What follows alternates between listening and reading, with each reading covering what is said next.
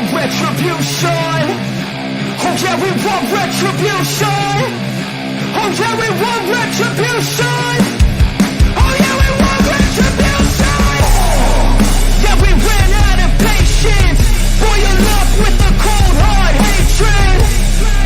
I can feel the vibration. Beat in the streets, it's a new sensation.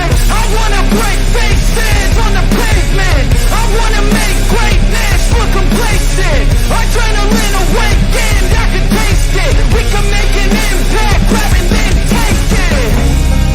Like a disease, bring to their knees. Take for their disease. Rage is like a weed.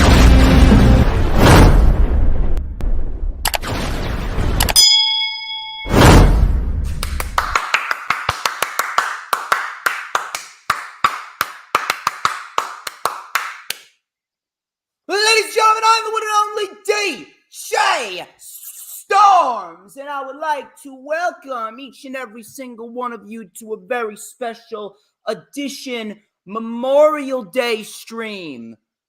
Streaming live, of course, on 4 different platforms across 1, 2, 3, 4, 5, 6, 7, 8 different accounts.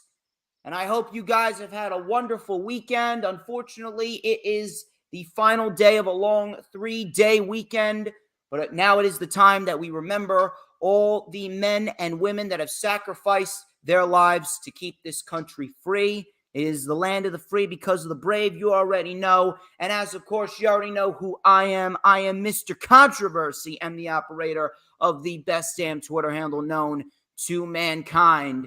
And I would like to welcome each and every single one of you to the official rewind for AEW Double or Nothing 2023, which, of course, took place live from Las Vegas in the MGM Arena, with the pre-show, the buy-in pre-show, starting at around 7 p.m. Eastern Time. We have a lot to talk about.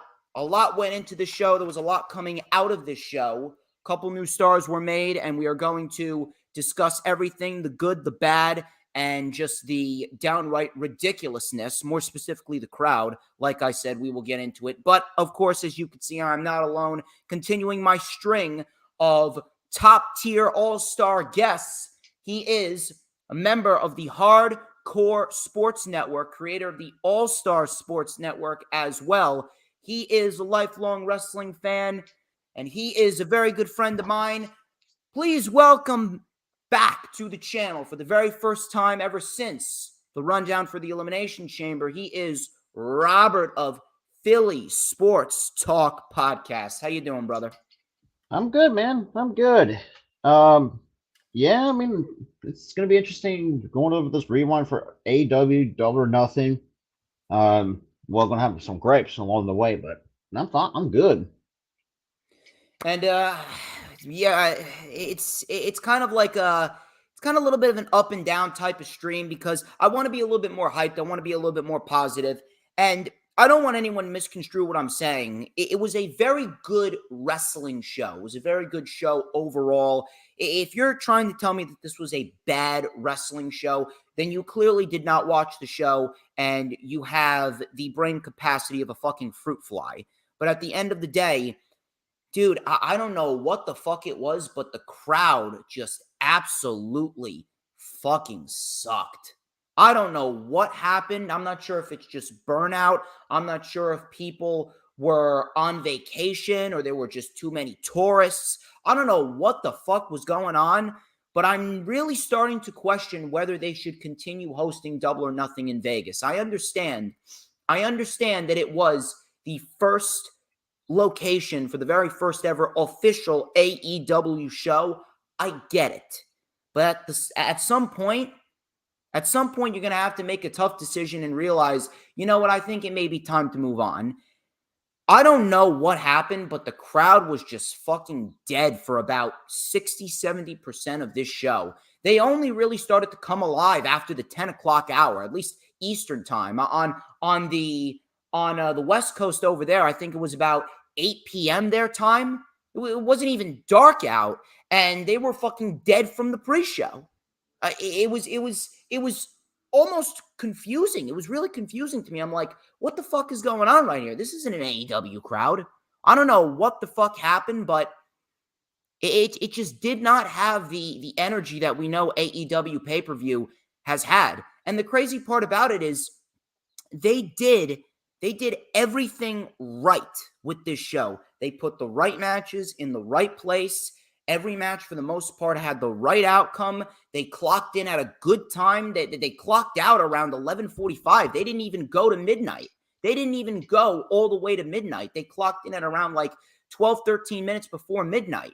So the pay-per-view didn't overstay its welcome. It didn't go 5 hours like last year's show. Every match got ample amount of time. It was just the fucking crowd. And the crowd has really become a factor in how good a show can really be. And the thing that pissed me off the most about the show was perhaps people on social media, these fucking ignorant bastards on social media that just want to look for any reason to shit on AEW. Some of these ignorant fucks are going to determine their stances and beliefs on the show just based off the crowd reaction, when in reality, if you take a look at the show up and down, we had some damn good wrestling from the word go. It actually disgusted me. It pained me to watch Christian Cage and Wardlow working their asses off in that ladder match, and the crowd only came alive for Wardlow's Swanton Bomb. I don't know about you, man, but I'm telling you, I think they may have to start exploring other venues and other cities other than the MGN Arena. And you saw me, and I tweeted this how during Double or Nothing that why not go to the UK? I mean, you're hosting All In. Why not exploring that? Because you already have a market there. I mean, the crowd reaction would be a lot different over the UK than it does here in the United States. Or, like you said, we could also explore like other states. You can, bring up to go back to, and actually get a really nice fan base up in like the Pacific Northwest. Seattle or like the Washington State, Oregon. Like, why not have it over there? So you have a lot of other options. But yeah, but it's been nothing but very disappointing. Crowd reaction wise, but very good wrestling, especially in particular, the enforcer biting off the thumb of Luchasaurus. Good God. I was like looking at him. I was like, he really fucking break the skin? Holy shit. I didn't know Arn Anderson was I didn't know he's a fucking vampire, but that right there, that kind of took me back a little bit. But we're gonna go over that. We're going to go over that. We're going to go over all these matches from start to finish. There were a couple of negatives on the show outside of the crowd reaction, but the biggest overbearing negative to the show was indeed the crowd reaction. And I really think that people should start understanding that when it comes to a crowd, it can definitely make a show good. It can make a show great. Now, this show was very good because of the wrestling, but if the crowd was on par with what we know AEW pay-per-view crowds can be, this would have brought the show up from like a 6.5, a 7 to like a 9. And it really would have been in top-tier competition from what we saw with Revolution. It didn't even come close to Revolution, and that was because of the crowd reaction. And that right there, that sucks. That really does suck. But we're going to go over everything in depth. I greatly appreciate everyone stopping by. Thank you to Didi, Michkowski, Dylan, Sarah Hapka.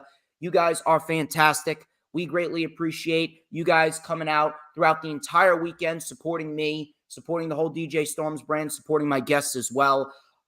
Please make sure, if you haven't already done so, go and check out the rewind for Night of Champions. That was with Hula Grim. Hula Grim is a very good guy, and Hula Grim, he brought a very nice analytical sense of knowledge to the table yesterday for the stream. It was really, really good, and I greatly appreciate Hula Grim and everything that he's done. Shout out to Hula Grim as well, who is also watching in the chat. I greatly appreciate him. Do not forget to check out. Yeah, I know. Afternoon of Champions, Hula Grim. I'm well aware. Please do not forget that on Wednesday, my vlog from the ISPW Garrett Mountain Mania event will be going up. We have a new ISPW World Champion. His name is Rick Recon. Could not be more happier for him. And then on Thursday, Mitch Kofsky, who is currently in the chat right now, Mitch Kofsky will be joining me. He will be joining me on Thursday for the rewind for NXT Battleground, and I got some stuff to say about that. Shout out to Raging Girl Gamer, who is also in the chat. Greatly appreciate her support. But before we get into what we're going to get into, Rob, where can we find you on social media? I think for those who have kind of, well, I might not see me occasionally, but you can find me at the Philly Sports Talk Podcast. Name is self-explanatory. Also check me out on Twitter. I'll be mostly active there as well. I also run, Instagram at Philly Sports 97. Same with TikTok, and getting that, building up that kind of following as well. Been a lot of active on social media. And also check out most of me and my crew out on not just the All-Star Sports Network, and also here at the Hardcore Sports Network as well. So we have really not much going on. He's got a lot of good stuff going on Philly Sports Talk Podcast, that's for sure. And I cannot wait to see what he does next. He's very good. He's from Philly, so he's supporting. Technically, South Jersey, actually. That's where I'm from. I'm a Jersey kid. You're a Jersey kid, but yet you support fucking. So the funny story about that. I'm like literally 5 minutes outside of Philly, right across the bridge. Yeah, that takes people a lot of surprise. I'm a Jersey kid. This fucking guy over here. Anyway, born and bred in Jersey, man. Fair enough. You can follow me on social media, on Twitter and Instagram at HistoryMakerDJS. That is at HistoryMakerDJS, both on Twitter and Instagram. You can add me on Facebook as well. For collaborations and business inquiries, please send me an email. My email is, of course, StormsTakeOver@gmail.com. Like the official DJ Storms business page, I may just send you an invite to join the official DJ Storms Posse group on Facebook. That is... Check out all the Hardcore Sports social media links in the description. We are live on the Hardcore Sports YouTube channel, the Hardcore Sports Twitter, at Hardcore Sports _, and, of course, the Hardcore Sports Twitch, at Hardcore Sports 1. We're also live on the Philly Sports Talk Podcast YouTube channel. We're going to get Rob some nice traction and some nice views and likes and attention, because he is awesome and he deserves just as much love as DJ Storms. Well, maybe not as much because I'm DJ Storms, but nevertheless. Also, please make sure that you share the stream out on all platforms, social media, whether it be Twitter, Instagram, Facebook, Pinterest, Tumblr, Snapchat, TikTok, whatever social media platforms that you may be using. Please do so. Share it out as much as you can. And of course, if you're watching on YouTube, whether it be my YouTube, Philly Sports Talk Podcast YouTube, or Hardcore Sports, hit that subscribe button so that way we can get as many people in here as possible. We want to grow. We want to expand our audience because everybody needs a little daily dose of DJ Storms and Philly Sports Talk Podcast as well. And, of course, after you hit the subscribe button, please make sure you hit that notifications bell with a huge coup de grace. That way you will know whenever I pop up on YouTube. Because whenever I pop up on YouTube, oh, baby, it is the best time to be on YouTube because it's the only time you're going to get to see this glorious sideburn shin strap combination and this beautiful mustache right here. Let me light it up right here. Raging Girl Gamer's never usually here for this, but she's here for it now. We're going to light it up right here with this beautifully crafted magical ace comb with a little and a dash of and a whole lot of because like succulent, freshly cut boar's head cold cuts. Oh, I am just so good. I'm the tastiest snack in the IWC, and everybody wants a piece of the Storms Meister. Anyway, enough of the self-brand promotion and the advertisements. Let me fix up this beautifully crafted pompadour right here. We are going to get straight into the festivities here on the Rewind. Buy-in was Ethan Page and the Guns versus Hook and the Hardys. And this was easily the correct match to put on the buy-in pre-show. Not to say that it was bad. It did what it needed to do. Clearly not as good as the first buy-in match of the year with Mark Briscoe, the Lucha Bros, and the Varsity Athletes. And part of the reason had to do with the crowd. The crowd was very, very, very lukewarm. They were lukewarm right from the word go, which was an extreme disappointment. No disrespect to the Hardys. Jeff Hardy, it looked like he may have tweaked his ankle a little bit earlier on in the match, which sucks for Jeff after he just came back. It would really suck if he was to tweak his knee, tweak his ankle just like that, and that would be it for him for God knows how long. But I really do hope that Jeff is okay. Not a very good looking botch in the middle portions of this match, but it did what it needed to do. It wasn't jack shit horrible. It's just there really wasn't much story going into this. I don't really think people care too much about the Hardys as of right now because they have not really been showcased in the manner that we know they should be showcased in. Ethan Page and the Guns, they're great at what they do. I want to see more of them in the trios division. They could definitely do some damage there. And Hook is always great. So Hook came in with a couple of gut wrench suplexes, tagged to Matt Hardy. Matt Hardy was handing out side effects all around to Austin, Colton, and Ethan Page. Elbow drop from the middle rope for a 2. Austin and Page was then taken out by they took out Brother Zay. They were going after his injured neck after they crushed his trachea into a steel chair. Colton came back with a back suplex. Page came in, DDT by Matt, tagged to Jeff. Jeff was looking okay here for the early portions. Jeff, with a splash from the middle rope, Jeff looked like he went for the twist of fate and he tweaked his knee. He tweaked his knee or he tweaked his ankle. It didn't look too good, but he tried for Whisper in the Wind. He couldn't do it because of the injured knee. So I'd like to hope that it's not as serious as we would think. He did finish the match. So maybe it's not as bad as we would think. Maybe it's just a slight tweak. We had a wheelbarrow kick. We had a tag to Hook. He lit up Page with a nice fisherman suplex. Roundhouse kick by Page. Tag to Matt. Tag to Colton. They hit the flatliner flapjack combo. Jeff, he was able to hit the Swanton bomb onto the Guns to break up the pin. That was actually a very nice spot. Tag to Hook.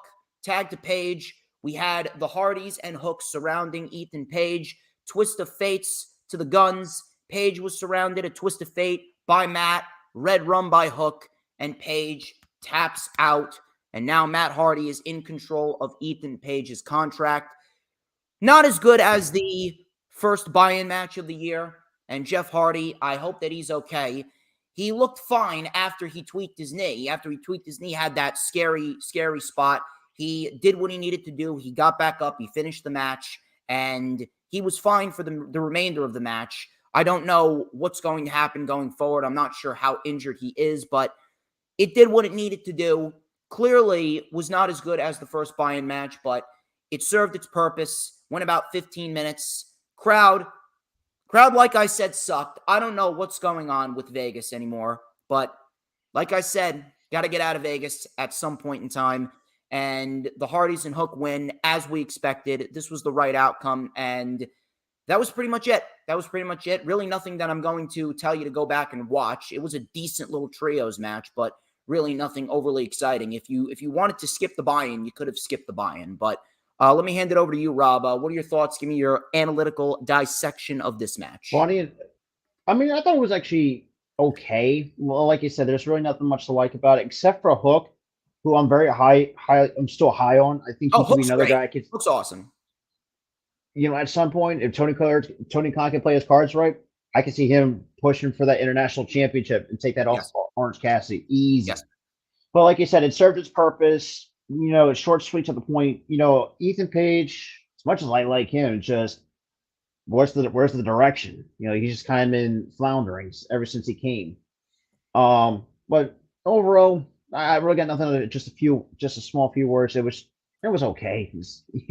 I pretty much skipped a good majority of it because it was like, I'd rather just get to the meat and potatoes of the show.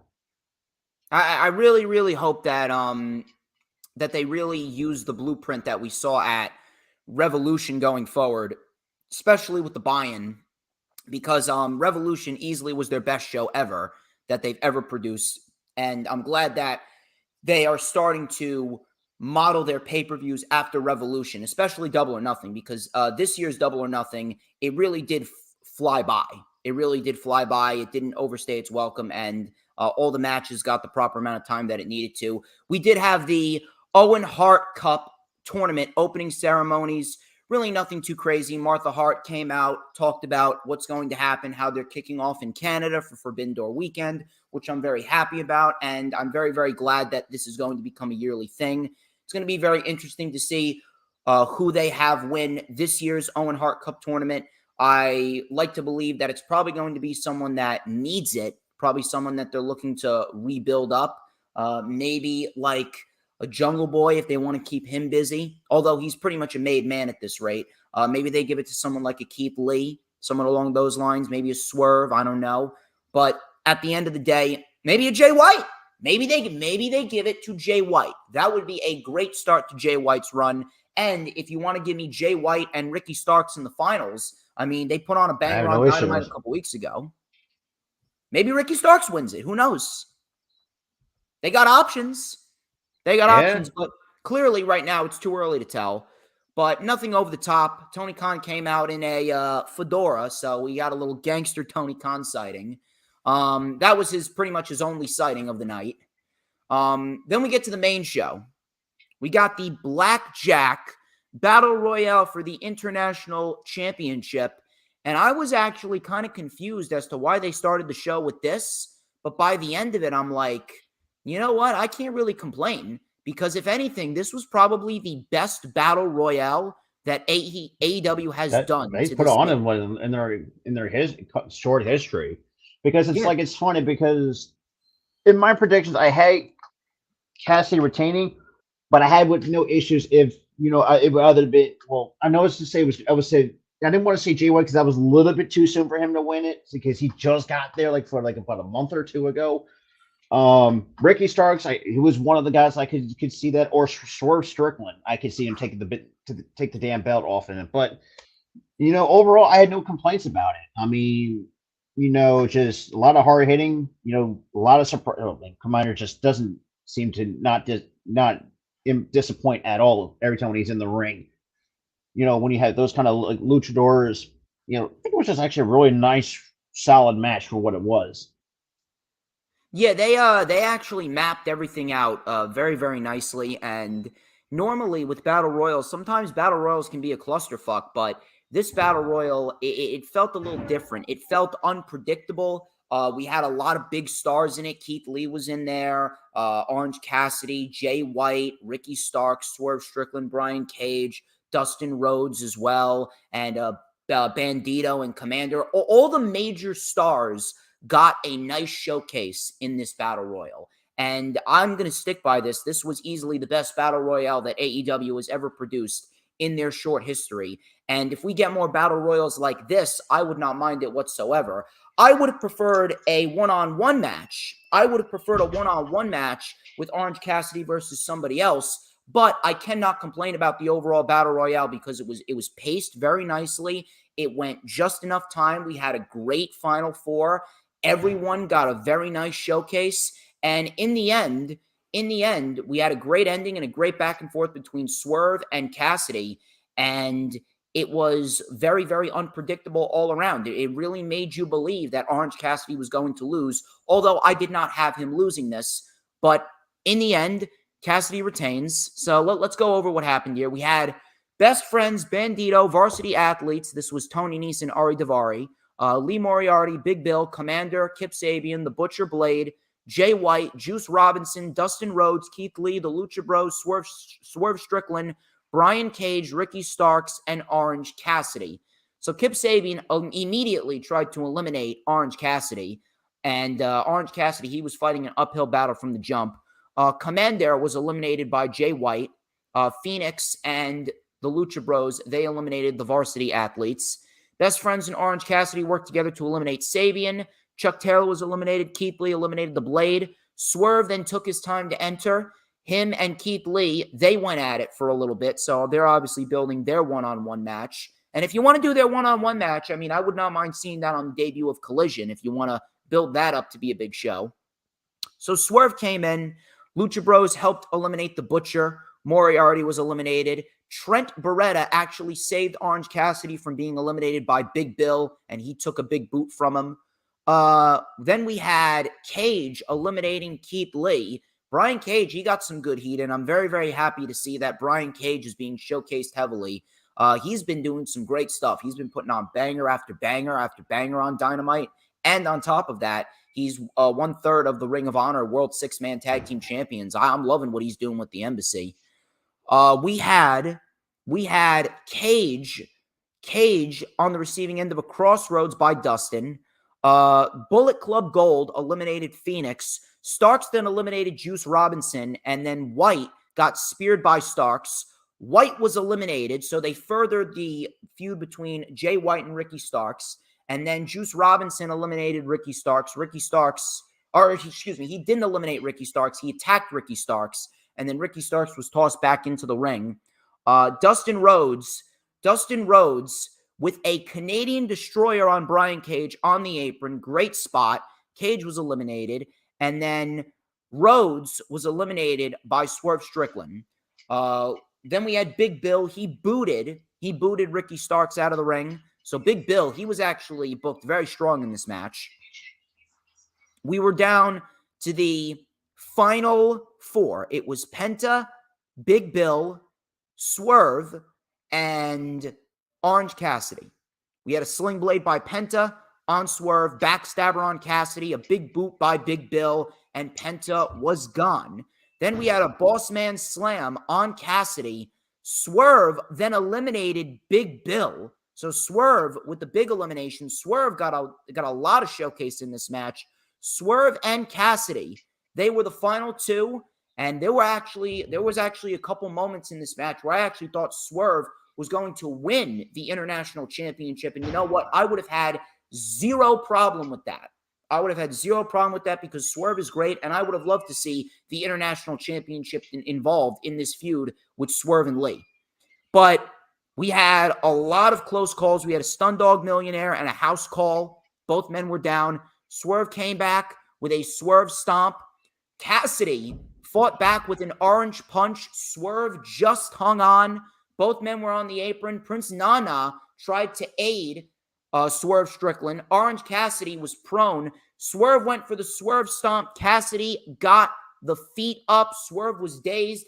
Cassidy then kicked Swerve's arms out from underneath him, and Cassidy retains the championship by lastly eliminating Swerve Strickland. I would have kicked off with the ladder match for the TNT title, but I cannot shit on this Battle Royal because, like I said, we had a lot of main stars getting a lot of good showcase.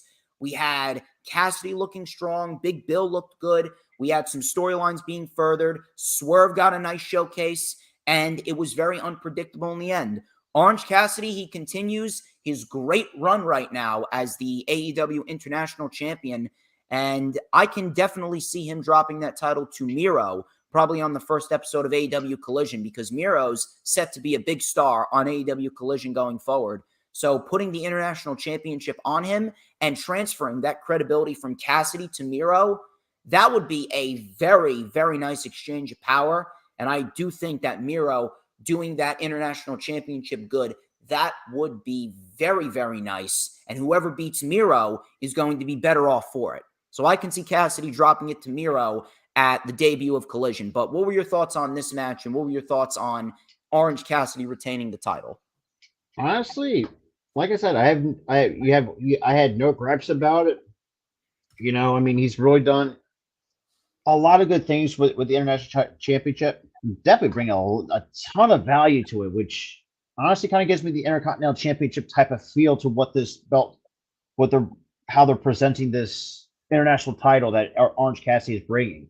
And like I said, with a right exchange of power, who knows how much more prestige that belt's going to get? Kind of like a stepping stone into the main event scene, which I really like. And like I said, I have no issues with it. If it was Swerve Strickland, I would have no issue. Would have had issues with that, or some other dark horse. But you know, like I said, it was the right outcome. You know, keep up this reign as much as you can, and let someone like a guy like Miro on Collision to finally pull the trigger on that. So, like I said, that's all I got to say about that.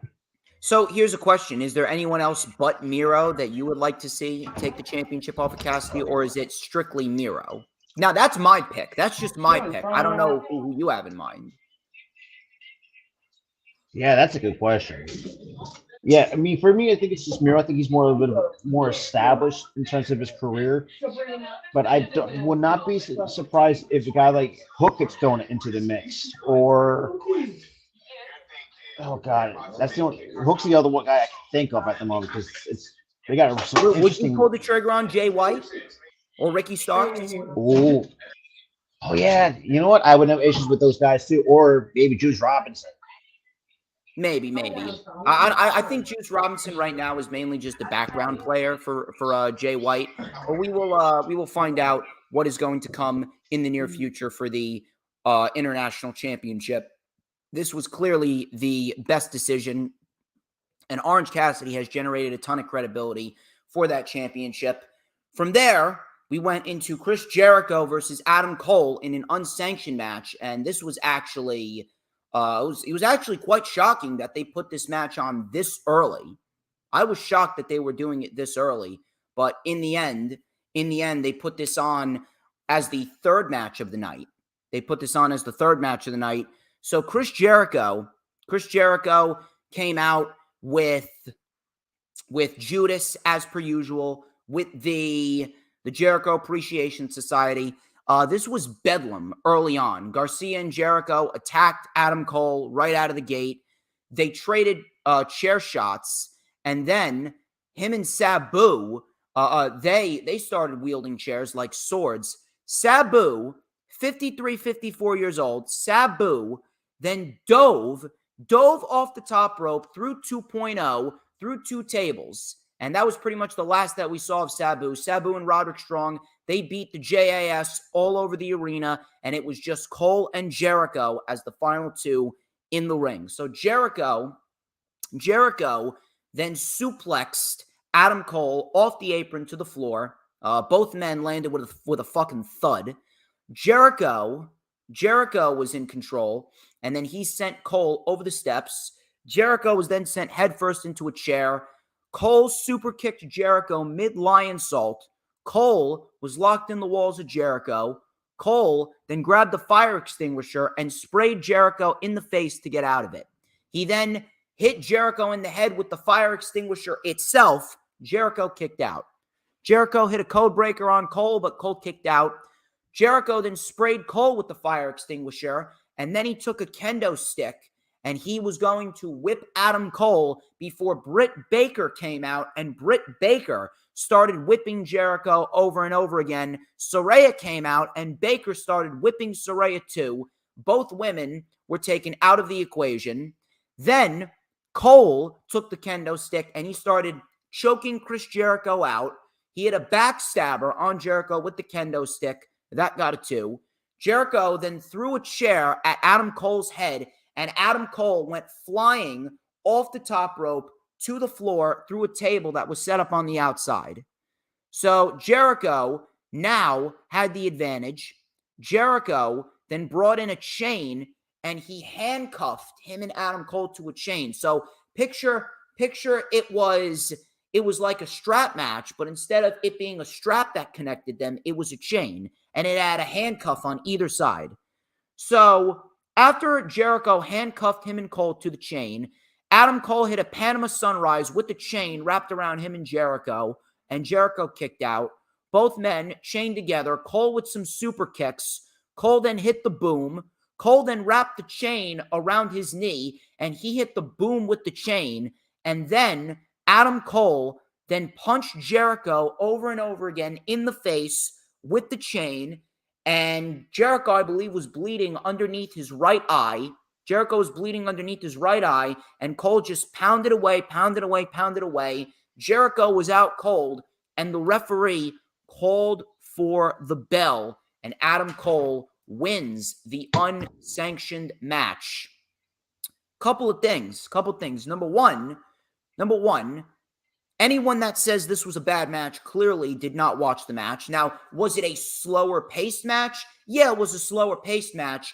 And the reason being is because I didn't think that they wanted to do all too much because they had Anarchy in the Arena as the main event. So they kind of held back just a little bit. But in the end, this was nowhere near a bad match. It was a very good match. However, the crowd, fucking terrible. I was Mhm. listening closely to the crowd, and I'm like, where is the fucking energy for this? It's Adam Cole and Chris Jericho, and this crowd is absolutely fucking dead. And on top of that, it wasn't just the crowd that was the problem. There was one other problem in this match, minus the crowd. It was not the outcome. The outcome was correct. Cole was always going to be the guy to beat Jericho. The downside to this was the fact that this match had a very lackluster ending. The ending almost had no heat. Now, if Cole was punching Jericho with the chain, maybe that would have been a different story, but he wasn't. He was just punching Jericho with his hand. He should have been punching Jericho with the chain. Or if anything, what I would have done is I would have had Adam Cole hitting the boom on Jericho with the chain wrapped around his knee. That should have been the ending. We didn't need Adam Cole to just pound and pound away. That right there, I don't know what it was, but it did not feel like an impactful ending whatsoever. It felt like the match was going very good up until this point, even with the dead crowd, and the ending was just a big letdown. It didn't have any energy. It didn't have any intensity. It felt very anticlimactic for the ending. That's why I'm telling you, when it comes to certain endings, you don't need to go overboard and try and make it more intense than it needs to be. If you do a big spot like the boom with the chain, that should have been the end. Or if anything, you could have gotten a chair and you could have done another Panama Sunrise on the chair. That would have been a hell of a lot more impactful than what we got. Outside of that and the crowd, it was still a very good match. Nowhere near match of the year worthy. But in the end, it was a good match.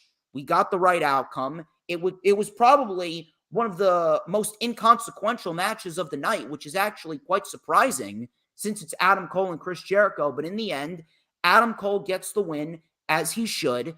Very lackluster ending and a terrible crowd, but Adam Cole gets the win nonetheless, and Adam Cole beats Jericho. Now we have a mixed tag team match going down this Wednesday on Dynamite between Jericho Soraya, Britt Baker, and Adam Cole.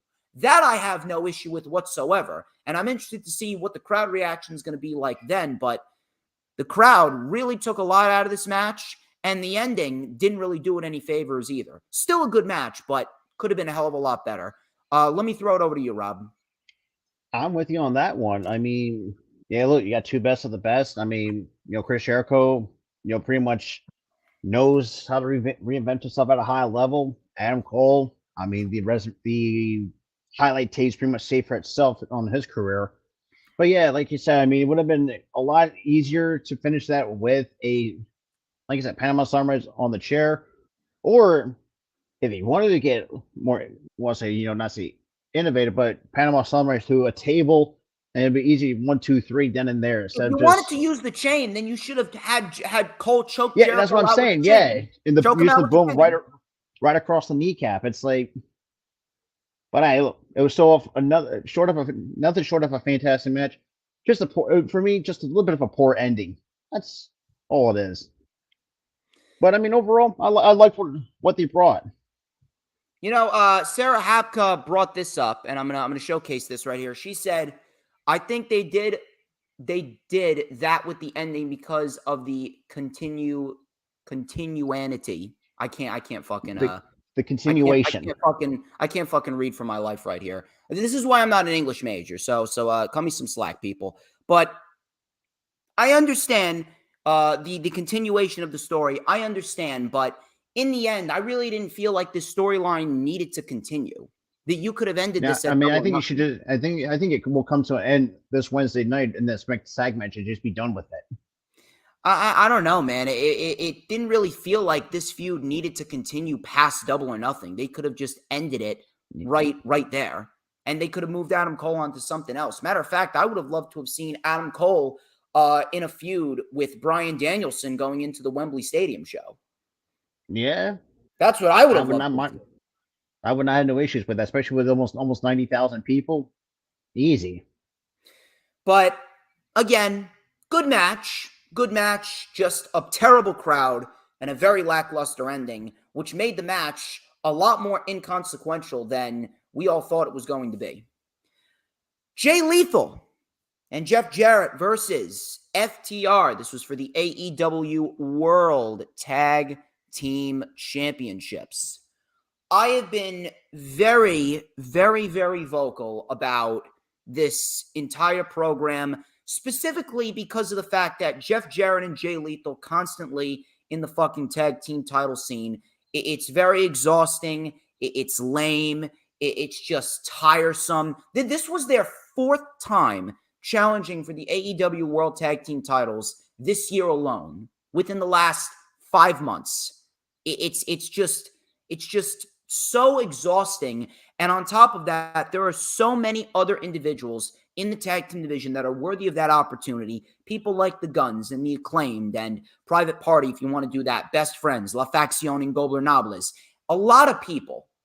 And here they are, giving Jay Lethal and Jeff Jarrett another title opportunity for the fourth time this year. However, I will say that the storyline going into this match was actually not that bad. The inclusion of Mark Briscoe actually made it a lot better. And Jarrett and Lethal got some nice heat. They included Karen Jarrett in there, and they built some nice tension between FTR and Mark Briscoe. Everything rounded out very, very nicely. And in the end, when it came time for the pay-per-view, we actually got an extremely fun tag team match. And I gotta give credit, even though seeing them on television in these high-priority roles is tiresome, and Jeff Jarrett is actually bringing Jay Lethal down, both of them showed up to work. And both of them delivered a very fun match. Matter of fact, up until this point, this was probably the best match on the show out of the first 4 matches. And I had a blast watching this match. Not even bullshitting you. And Mark Briscoe being added to the match, even with the overbooked outside shenanigans, everything turned out very, very well. And FTR retained. Jarrett and Lethal got their comeuppance. And Mark Briscoe is once again at peace with FTR. And I can't really complain about it overall. So, Mark Briscoe was a special guest referee. Crowd chanted for FTR. Dax and Lethal, they chopped each other early on. Lethal was great in this match. And once again, I will say, Jarrett is bringing Lethal down. We need to get Lethal in the TNT title picture and the Ring of Honor World Championship title picture. I'd love to see a Jay Lethal versus a Claudio Castagnoli match. But Dax came off the top with a double cross body on Lethal and Jarrett. We were at a stalemate. We had a double back body drop on Lethal. Jarrett sent Cash into the barricade. Cash was then isolated with some quick tags by Lethal and Jarrett. Cash tried to fire back. Lethal with a dragon screw. Figure 4 on Cash Wheeler. Jarrett had it in deep. Dax came off the top with a diving headbutt right on the money. Tag to Lethal. Tag to Dax. Dax lit up Lethal with a big lariat. German suplex barrage and a brainbuster for a 2. Very nicely done by Dax. Lethal with the Lethal combination. Lethal went up to the top. Dax had Lethal. Jarrett then sent Cash into the ring posts. Dax was then chopped down by Lethal. Lethal took too much time. Dax Harwood with a superplex. He rolled through into a double doomsday device by FTR, and Cash Wheeler dove through the ropes with a tope suicida onto Jarrett, but Sanjay Dutt pulled Dax Harwood out of the pin. Briscoe then ejected Dutt and Satnam Singh to the back. Of course, they didn't go to the back. Jarrett then with the guitar, he went to hit Dax, and he accidentally cracked Mark Briscoe in the head, and Mark Briscoe did a great job selling this shit. Dutt then stopped Aubrey Edwards from coming out because they hit the Shadow Machine, did FTR, and they were going to go for the pin. We had Dutt causing Aubrey Edwards to stop, and then Karen Jarrett, out of nowhere, this was probably one of my favorite spots of the night. Karen Jarrett just absolutely cracked Aubrey Edwards upside the head with the guitar, brought the crowd to their feet. We had a double lethal injection by Jay Lethal on FTR. Karen Jarrett got the titles, and the crowd, this was great. The crowd was chanting, "Fuck you, Karen." Fucking love it. Chanting, "Fuck you, Karen." Lethal then took the belt. Dax hit a pile driver on Jay Lethal. Jarrett hit Dax with the title belt. He hit the stroke. Jarrett covered. Mark Briscoe woke up, and Dax just barely kicked out. Jarrett was pissed. Jarrett then slapped Briscoe. Briscoe said, you know what, fuck you. Slap right back to Jarrett. Shatter Machine, and Mark Briscoe with the 1, 2, 3, and FTR retains the AEW World Tag Team titles. Let me tell you something, man. FTR, if you had any doubt that they were the best tag team in the world, they showed you that it doesn't matter who the fuck you put them in the ring with. They will work with anyone and bring out a fun match no matter who the fuck they are in the ring with. Whether it be Jarrett and Lethal, the Acclaim, the Young Bucks, anyone that they are in the ring with. You could put them in the ring with fucking, I don't fucking care. I guarantee you put them in the ring with fucking Omos and they'll get a decent match out of fucking Omos. That's how good FTR really is. FTR, I think it's about time that people really start putting some respect on FTR's name. They are true in-ring leaders. This was the right outcome, and now FTR can move on. We got some decent tag teams that you could put FTR against, like the Acclaimed, like the Best Friends. I would love to see Lee Moriarty and Big Bill mix it up with FTR. I think they could put on a fun tag team match. But in the end, I think that they're really going to build up that Wembley Stadium show. We're going to get the Bucks versus FTR at Wembley Stadium, and that will be the third match in their trilogy, and FTR is going to retain the titles over the Bucks. So, in the end, I can't really complain about it. We got an extremely fun match, and all 4 men showed up to work, and props to Mark Briscoe. He made the match even better as well. Let me throw it over to you, Mr. Philly Sports Talk Podcast. What say you? Honestly, like you said, I mean, FTR, I mean, look, going to be retiring after 3 years. I mean, we got to make these 3 years well over count. And, like you said, you're going to have a rubber match coming up at All In. I think overall, like you said, Jeff Jarrett, is kind of bringing down the value that Jay Lethal has. At the same time, but like I said, that one spot, I was like, damn, like seeing Aubrey Evans getting cracked with the guitar, it was pretty much my damn moment. It's like, oh, damn. So I really like that. That was kind of an interesting spot to see. But it was still a good win nonetheless by FTR, because let's be real, they're still one of the best tag teams in the world. Like, no discredit to the Young Bucks, but I think they could be the number 1 tag team in the world today. Of how they know how to put on really fantastic matches. So let me ask you this. You already have this plan for FTR. We pretty much know where they're going, or at least I hope. Where exactly is Jay Lethal and Jeff Jarrett going? Is Jay Lethal finally going to be put in the singles division? Because I think it's about time. I think Jeff Jarrett really needs to take a backseat. Yeah, I mean, I think it's time to put Jay Lethal in the singles picture. And the way that I would see it, if you want to have to split there up, I think you're gonna have to let I guess just do a face turn with Jay Lethal. I mean, he's still a fan favorite for a lot of people, especially from the Ring of Honor days in like 2015, 2016, when Adam Cole was still there, when he had a rivalry with him. Would not be we have no issues with it if they do revisit that on AEW television, which I would have no issues with whatsoever. But yeah, I think it is time to put Jay Lethal where Jay Lethal does go a bit to the singles division. If anything, if you want to do something with Jay Lethal, I would love to see a program with Adam Cole and Jay Lethal. And that way that could be a little interim program before Adam Cole gets to Bryan Danielson, because I think Adam Cole versus Bryan Danielson at All In would be fantastic. I think that would be awesome. I agree. I think that would be a great use of Adam Cole, and it would keep Adam Cole strong, because in the end, I do believe Adam Cole will be built up to be a challenger for MJF in the AEW World Heavyweight Championship. I agree. 100%. So from there, we go into Wardlow versus Christian Cage in a ladder match for the TNT Championship. And this is where the crowd started to wake up just a little bit, because they were chanting turtleneck, because Christian Cage decided to wrestle in a turtleneck muscle tee. I don't think I've ever fucking seen that. I've never seen that. Christian Cage, this motherfucker came out there wrestling in a turtleneck muscle tee. Unreal. Only Christian Cage, people. Only Christian Cage. So the fight spilled out to the floor early. Christian was hit with a ladder after he came off the top. Wardlow, he got multiple tables, so you knew something crazy was going to happen. Wardlow remained in control. Christian was put on the tables. Christian got off the tables quickly. Christian then hit Wardlow with a ladder and set up a ladder bridge between the apron and the barricade.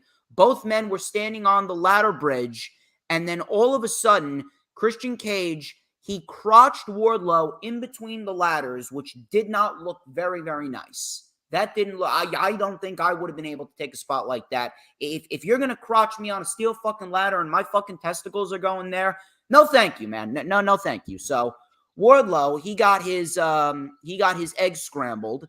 Then from there, Christian Cage went for the title, but he stopped because he realized that Wardlow was still coming for him. So he's actually pretty smart. You know what? Why am I climbing? This motherfucker's getting up. So Christian then set up a ladder, and then Wardlow was sent into the ladder. Christian then catapulted Wardlow headfirst into a ladder. Crowd started chanting turtleneck for Christian Cage. Wardlow then did a military press. This was actually very nice. He did a military press, and then he started doing an airplane spin, a military press airplane spin, and then dropped Christian Cage gut first onto a ladder, which looked like it sucked. From there, Wardlow went for the TNT title. Luchasaurus came out, and he did not get involved yet. He threw Christian Cage back into the ring because Christian said he wanted to do it on his own. So Christian Cage was thrown back into the ring by Luchasaurus. Christian Cage then with a reverse DDT off the ladder to Wardlow, which looked great. Christian then set up a ladder in the corner, and he ended up catching the worst of it because Christian was then Alabama slammed onto the ladder in the corner, and Christian fucking bounced. Wardlow then went up to the top. Christian was still draped over the ladder like he was Jesus Christ on the cross. And Wardlow, with a swanton bomb, Christian moved, and Wardlow's back hit the sides and the edges of the ladder. That looked like it fucking sucks. So Wardlow, he was a fucking trooper here tonight. Wardlow went in there, and he was like, you know what? I'm not going to go in there, and I'm not just going to skate by. I'm going to fucking earn my paycheck, and I'm going to take these fucking bumps. So Wardlow was taking some heavy fucking bumps here. So from there, Wardlow was then sent to the floor. Arn Anderson came out, and he tried to motivate Wardlow. Wardlow did a springboard onto the ladder. He actually broke the fucking ladder. He actually snapped the fucking ladder, and both men came crashing down, which looked fucking nuts. So Wardlow was then attacked by Luchasaurus. He chokeslammed Wardlow, did Luchasaurus twice. Arn Anderson came in, and Luchasaurus had him by the throat. He goozled him. What does Arn Anderson do? He fucking bites the thumb of Luchasaurus and draws blood from his thumb. And Arn Anderson legitimately looked like he was a fucking vampire. He looked like fucking Dracula aged. He aged 50 years. And he had blood spurting from his mouth. Luchasaurus looking at him like, are you fucking kidding me, old man? You really just fucking bit me in the thumb? So Luchasaurus had this death look. He had this death look. He was looking to just end Arn Anderson. He was going to chokeslam him through the table. Wardlow then came in out of nowhere, and Wardlow, he hit Luchasaurus in the back with a chair. Luchasaurus was then placed on the tables. Wardlow went up to the top. He was at least 25 feet in the air, and this fucking psychopath does one of the most beautiful swantons I have ever fucking seen. He may have the best swanton in the game right now, Wardlow. Wardlow with the most beautiful swanton I've ever fucking seen, as if he fucking glided through the air like he was a fucking swan. Swanton bomb off the ladder, through Luchasaurus, through the tables. Absolutely fucking beautiful. Christian Cage, he then rose up. He rose up from ringside, and he had this look on him like, my fucking plan worked. I got this motherfucker now. Now I'm going to go win the TNT title. Or so he thought. He knew he had a chance. He had this devilish grin on him. Christian Cage went for the win. Arn Anderson came in. Wardlow caught Christian Cage coming off of the top, and Wardlow hooks Christian Cage with a powerbomb. Christian Cage sent to the floor. Wardlow unhooks the title and retains the championship.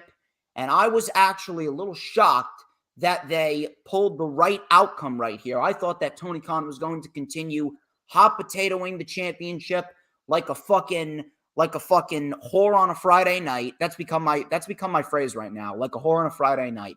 He was going to pass around the championship like a fucking cheese tray at a party, but he did the right thing.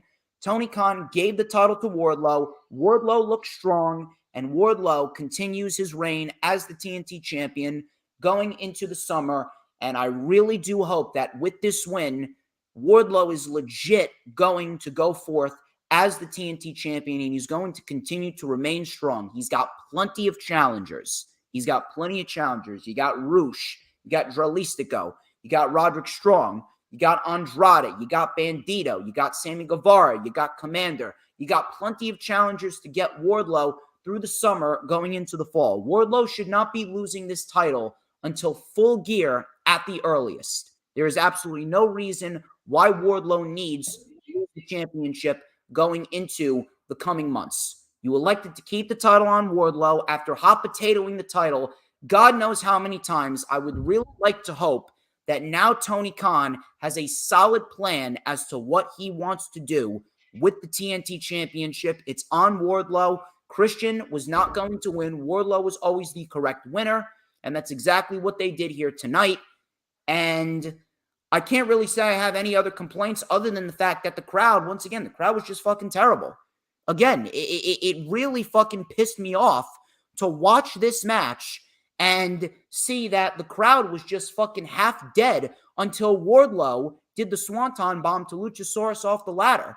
It really is not fun watching pro wrestling if you are not going to put forth the effort in terms of the crowd specifically. If the crowd is not going to put forth the effort that we know that they can put forth in a match like this that has such high stakes, I don't know why the fuck you even bothered to sit there. Terrible fucking crowd, but a very good ladder match nonetheless. Really wasn't anything crazy minus the Swanton Bomb, but Wardlow and Christian Cage, they went in there, they worked their asses off, they took some bumps, and in the end, Wardlow was the right winner here. Wardlow retains the TNT title as he should. He should not be losing that championship until Full Gear at the earliest, and I'm going to go out on a limb, and I'm going to say that Andrade is going to be the one to take it off them. If you want to continue this program, then you can easily do a feud between Luchasaurus and Wardlow. I would not mind seeing that.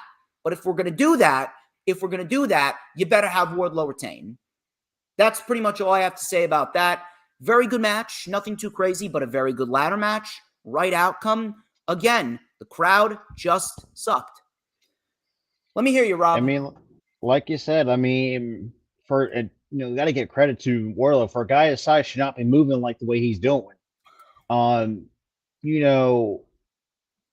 It's like I said, it's really nothing special. Like I said, outside the Swanton. I mean, you said it yourself. I mean, there's really nothing too special about it. It's a standard ladder match, but I think they really did a really good job on, keeping Wardlow strong as he looks, which that's saying something because we know how, especially with the way that this title's been bounced around for a few years to a handful of months, it's been nothing but short of disappointment. But I think if you can just, because I think there's about, like I said, if you can keep up this as well with him and Luchasaurus, and try to build more value up to it, because I think there's a possibility that I think, a guy like you said, Andrade can bring value back to the TNT championship and actually bring it to relevancy, because it's been nothing but a relevant title on this in AEW at this moment.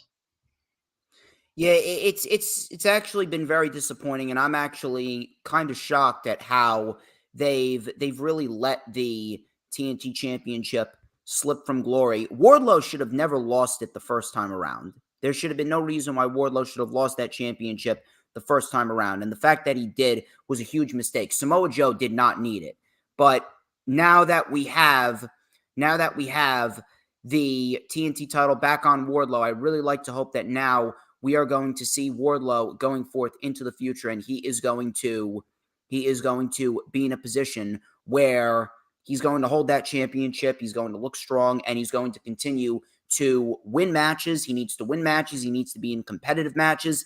Give him top-tier challengers, and in the end, you will inevitably get a solid title reign if you just let Wardlow go out there, do what he needs to do, put on big matches, put on great matches, and at the end of the day, we will get the TNT Championship back where it needs to be.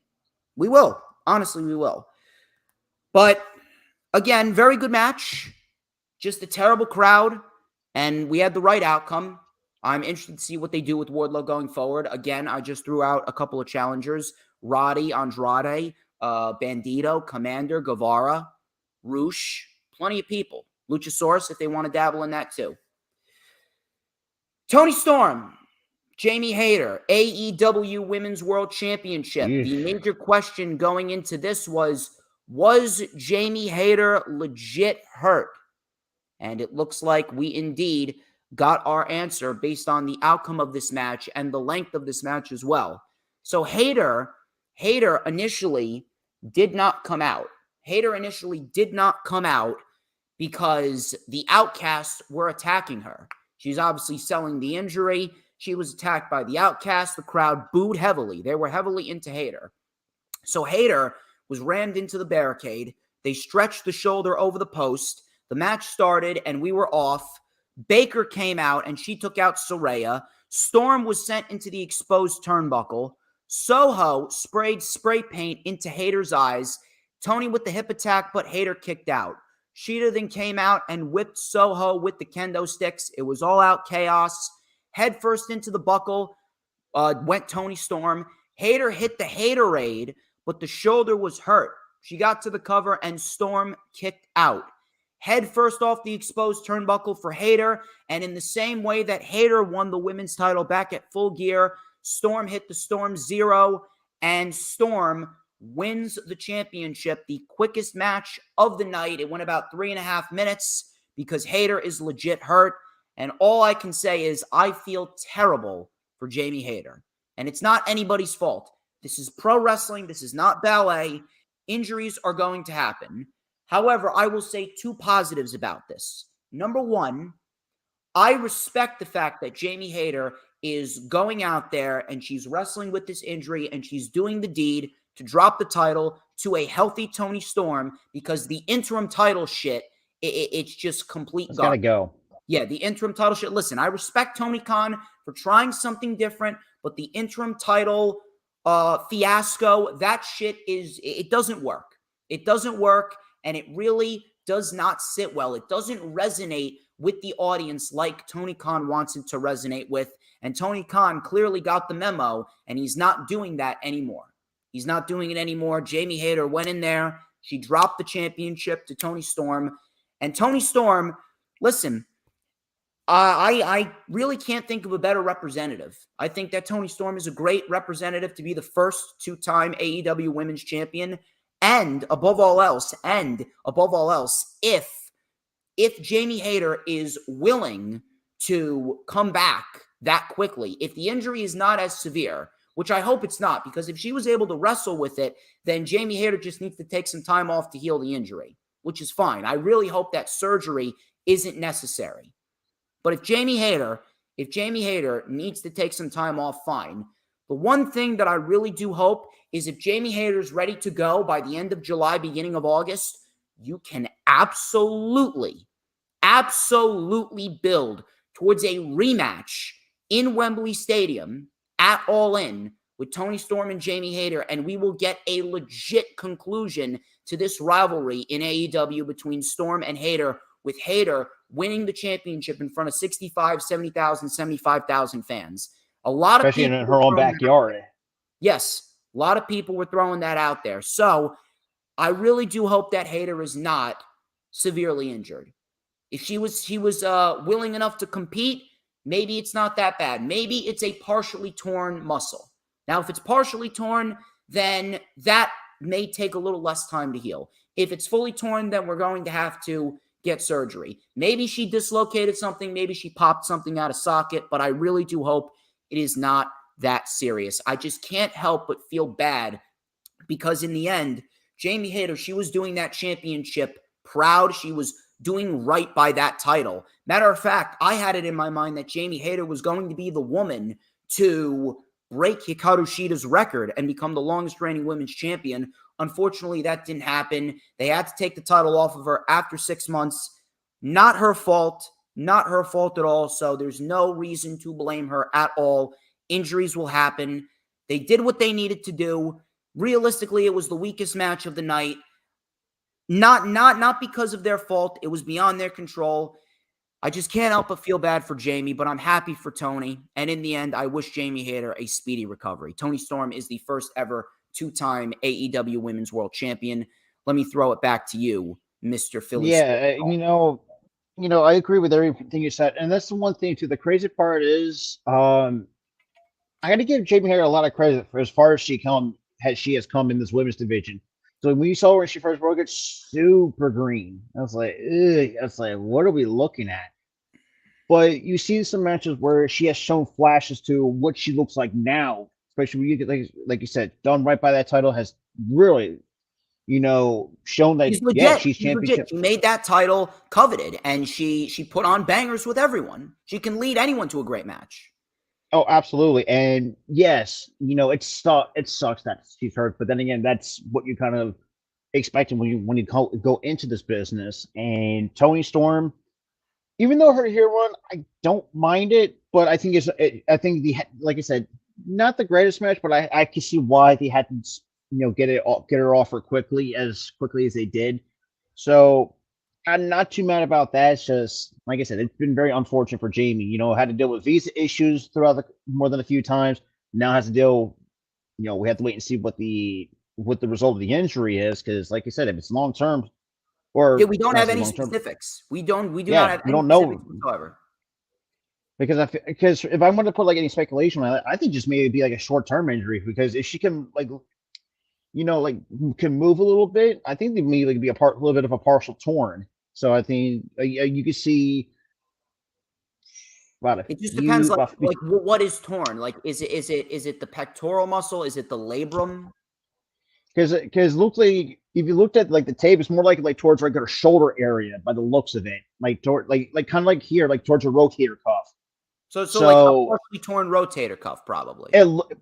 That's what I'm speculating. So we have to wait and see if we have an injury report coming out on Jamie Hayter. So, like you said, I mean, congrats to Toni Storm, but just if she was fully healthy, dude, I think that this match could have been a lot better. However, like you said, things out of if control. If she was fully healthy, Jamie Hayter would still be the champion. There's no reason why Jamie Hayter was going to lose it. She needed to drop it because she was hurt. Yeah. So, and like you said, I mean, that also plays in the fact that we don't have to deal with another Thunder Rosa situation. She'll hold the title for after 30 days, and and that's why I think Jamie Hayter, she said it herself, like she wants to be a fighting champion for this women's division, because let's be real, the state of women's wrestling has been nothing but lackluster, for lack of a better term. But well, at least until the last couple of months. But I think overall, it's not really much you can do at that point. It is what it is. You mentioned Thunder Rosa. With Jamie Hayter going down, Thunder Rosa's coming back. Thunder Rosa could be a nice interim feud for Toni Storm before we get to the Wembley show and Toni Storm fights Jamie Hayter, hopefully, if Jamie Hayter is ready to go by that time. But Thunder Rosa could be a nice individual to stand side by side with Shida and Britt Baker, because that would be AEW Originals versus Outcasts. Toni Storm is now the champion. We'll have to see how it plays out.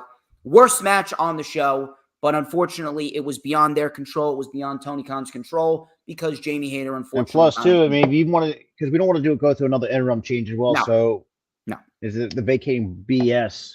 So I didn't really mind the way that they had to change, did something different for a change. Yeah, that would be awful. That would be completely awful. House of Black. In the open house match for the AEW World Trios Championships, I have been loving the House of Black recently. House of Black, they have been kicking ass week in and week out. They are undefeated as a trio in 2023. They have been running roughshod through everyone. They've looked strong all year. And I have been really loving how they've been portrayed. And they keep this up. A feud with the Blackpool Combat Club, that's going to be one hell of a program. That will be one hell of a program. The open challenge was answered by Daddy Ass and the Acclaimed. The crowd erupted, and Max Caster dropped the bar about Buddy Matthews getting cucked out by a dude named Dominic. And I was fucking laughing my ass off. They were actually chanting, "Who's your mommy?" at Buddy Matthews, which I fucking loved. Absolutely fucking loved it. That was awesome. But this match went about 15 minutes, and this is where the crowd started to wake up a bit. This was actually a very fun trios match. Really nothing over the top. Daddy Ass and the Acclaimed, they were very over. And in the end, the House of Black, they really ran roughshod. The House of Black looked dominant in this match. House of Black looked very, very dominant in this match. And you know what? Them looking dominant and beating the shit out of a beloved trio, and such a beloved trio like Daddy Ass and the Acclaimed, that right there will only do them good. That right there will only do them good. That will only get them more heel heat. Crowd was not happy that the Acclaimed lost, and that is great for the House of Black, because the more that the House of Black does this, the more dominant that they look, the better they are going to be when they eventually get to the Blackpool Combat Club, because they're running through everyone. They have run through, look at all the trios that they've run through. They've run through the Best Friends. They've run through the JAS. They've run through the Elite. They have run through Bandito and the Best Friends. They've run through Blake Christian, AR Fox, and Metalik. They've run through Daddy Ass and the Acclaimed. They got a couple more factions that they can run through as well. Again, this is an open house rules challenge. Any trio can challenge. Maybe we get the Embassy challenging. Who knows? But there's That'd be an interesting matchup, if I'm going to be completely honest. Yeah, there's a lot of trios. La Facción and Gobernables, they could challenge. There's a lot of trios that can challenge the House of Black. But in the end, the House of Black, if you've been paying attention, they've run through every single major trio in AEW except for the Blackpool Combat Club. And the reason is because the Blackpool Combat Club is being saved after they get done with this feud with the Elite. Blackpool Combat Club versus the House of Black is the biggest match that they could put at the Wembley Stadium show. That is the match. That is a money match and a money feud that could extend into the fall. And it's going to be a great thing to watch. Well, absolutely. And I can see those two actually be the main, if you're going to have that kind of feud between, House of Black and BCC, save that for the main event at All In. Let the entire roof pop up. Yeah. I mean, Elia, it's pretty much like you said, this trio is pretty much like making a statement saying, we are the team to beat. It's pretty much they're pretty much in a way they're saying, it's like, you guys are not worthy of our time. You're going to get stomped out. Yeah. For lack of a better term. And they're giving them opportunities. Hey, you can have your dealer's choice. We're doing this 20 count outside the ring. There's no rope breaks. We're giving everyone a fighting chance, and in the end, even if you pick a stipulation for us, we're still gonna kick your ass in the end. That's great. That's exactly how the House of Black should be portrayed. Exactly how they should be portrayed. Especially in that match too. It's just like, I would feel bad for the sorry sap who had to take chops from Brody King, because that dude's got some heavy hands. I feel bad for anyone that has to take any strike from Brody King, or Malachi, or just in that entire them in general, because they got some great striking abilities. So Caster and Bowens, they had Malachi Black where they wanted him. Bowens and Black, they had some nice back and forth. Malachi Black, he sat down Indian style, and then Bowens gave it right back to him. So that was a very nice touch right there. Max came in, he mixed it up with Matthews a bit. Brody came in, absolutely decked Max Caster. Black was then isolated by the Acclaimed. We had the Scissor Me Timbers, but it was reversed into a knee bar. House of Black were back in control. Brody King absolutely fucking crushed Daddy Ass right against the barricade. The crowd tried to rally the Acclaimed. Ushigoroshi on the knee. Malachi came in with a knee bar. Buddy, as Bowens was in the knee bar, Buddy came in with a Meteora on Bowens, and it looked fucking brutal. I'm shocked that he didn't pop one of Bowens' shoulders out of place. It looked fucking nasty. So from there, Bowens fought back. King shut him down with a nasty cannonball in the corner. Brody King, man, I've been loving what Brody King's been doing. Brody King pulled Daddy Ass off the apron. Bowens did not get the tag. We had a super kick to Matthews. Finally got the tag to Daddy Ass. He lit up Black. He lit up Matthews with a spin slam to Matthews. He had Brody King where he wants him. A famouser on Brody King. Brody King sold the shit out of this famouser. He got spiked on the crown of his head. And then Matthews was caught up in the ropes. Famouser in the ropes. Matthews, again, sold the shit out of it. And this is one thing that I love about the House of Black. The one thing that I love about the House of Black is that any given time, the House of Black can just finish it. And Malachi Black came up from behind Daddy Ass, and he's like, all right, you've had your fun. I'm hitting this motherfucker with a Sin Eater. Sin Eater kick right to the face. 1, 2, 3. House of Black retains. That right there was awesome. That right there was awesome. And I love the fact that the Sin Eater is being portrayed like a move that can just come out of nowhere. And no matter what you do, you got to keep your head on a swivel with the House of Black, because if you take out one, the other one's always going to be there. They're making the House of Black dominant. It's called a push. You give them a big push. Put the titles on them. You have them run roughshod through everyone. And what they're doing right now, I love what they're doing with the House of Black. House of Black continues. They continue to shine. They continue to dominate. This is exactly what they need to do. They keep doing this, good things will only come. You know, one thing I'd love to see Commander and the Lucha Bros maybe mix it up with the House of Black. That would be a great trios match if you want to do that going into the coming months. Maybe the House of Black challenge a New Japan Pro Wrestling team at Forbidden Door. I would love to see potentially a trio from New Japan. Maybe we get the Mighty Don't Kneel, which is Shane Thorne, Zack Sabre Jr., and Nicholas Miller or something like that. Maybe those three. Maybe we see Bullet Club Gold. Maybe we see El Phantasmo, who is not under contract with New Japan anymore. Maybe we see El Phantasmo make his way into AEW, and we got Jay White, Juice Robinson, and El Phantasmo. They challenge the House of Black. There's a lot of different ways that they could go. Maybe we see a Ring of Honor trio. Who knows? There's a lot of different ways that they could go with the House of Black, but I'm definitely loving what they're doing, and you keep doing what you're doing right now with the House of Black, and you are going to get a dominant trio right now that is going to be virtually untouchable, at least until they get to the Blackpool Combat Club, because again, Blackpool Combat Club is the only trio they haven't beaten. They've beaten everybody else. The Blackpool Combat Club is going to be the trio that the House of Black are going to have a problem with.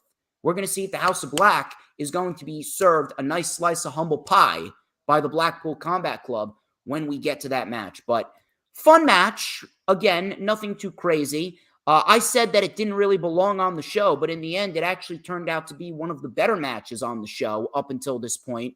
And again, going back to the crowd was a little bit more lively here, but they could have been a hell of a lot more lively than what we got. But the House of Black, they retain like they should, and the House of Black continues to reign supreme as the AEW Trios Champions. You got anything else to add, Rob?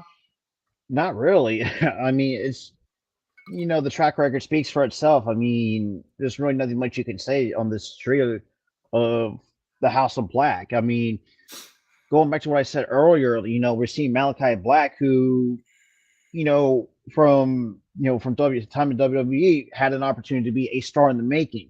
Never had that opportunity until he comes over to AEW with, bringing a guy like Brody King. He really actually was really nice on Ring of Honor. In 2015, 2016, even 2017, they really put into it. And you get Buddy Matthews, or Buddy Murphy for a lot of other people who know him. Very hard hitting for a guy of his size, which is impressive to say the least. But I think overall, like I said, solid match. They could have had. There's more opportunities await themselves, so it'd be interesting. Who's going to step through into the square circle, and well, have God have mercy on your soul, pretty much. From there, we got the final 3 matches. Like I said, this pay-per-view really flew by, and they did very good with the timing of these matches and the booking of these matches overall. We had Taya Valkyrie and Jade Cargill for the TBS Championship, and I'm actually going to throw it out here. This was probably Jade Cargill's best match to date. Jade Cargill has not had a good TBS Championship title reign, not because she hasn't been improving. She's been improving just fine. But Jade Cargill right now, has she's felt very stale. The character doesn't feel as hot as it once did, and they haven't really been feeding her anyone of note. They didn't really start feeding her anyone of note until like late 2022, and by then people were kind of already sick of her. People were kind of ready for her to drop that championship. She wasn't even supposed to hold this championship that long. As long as she did. We're going to talk about that in a little bit. But as far as this feud with Taya Valkyrie, the 2 matches that they've had, they've actually worked very, very well together here. And I was actually shocked. Who knew? But Taya Valkyrie and Jade Cargill, they meshed very well together. And in the end, we got ourselves a decent little TBS championship match. Jade was pulling out some new material. Both women went in there and they hit each other hard. We had some decent spots. They were intense. There wasn't any botches. So I can't really sit here and complain about this match overall. It wasn't anything over the top, but it was a decent little TBS championship match. They actually had a better match than Jamie Hayter and Toni Storm. So I can't really complain about it overall. So Jade Cargill got an entrance with Sorority Sisters. Taya had an entrance with Las Vegas Showgirls. Both women, they traded strikes back and forth. Taya dove off the top onto Smart Mark Sterling. Cargill came in with a punt kick. Taya Valkyrie came in with a sliding German, and the crowd was actually a little more lively here. Jade then super kicked Taya. Taya was then suplexed by Jade on the floor. Jade with a very nice spine buster for a 2. Taya was then dropped onto the barricade. Taya then in the ring was caught in a sleeper hold by Jade. Taya reversed it into a blue thunder bomb for a 2.